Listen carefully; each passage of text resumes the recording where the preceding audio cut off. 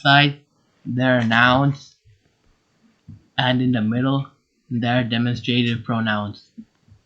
And on the right side, there are separate pronouns. Plural and singular go downways. Masculine and feminine go sideways. Let's connect the demonstrative pronouns to the nouns in the second box.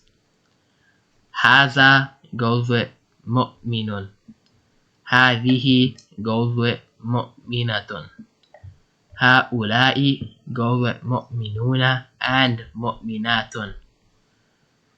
Now let's connect the separate pronouns to the second box. Huwa goes with mu'minun. Hum goes with mu'minuna.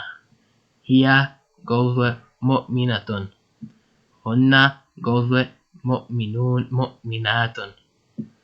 Anta goes with mu'minun. Antum goes with mu'minuna. Anti goes with mu'minatun. Antunna goes with mu'minatun.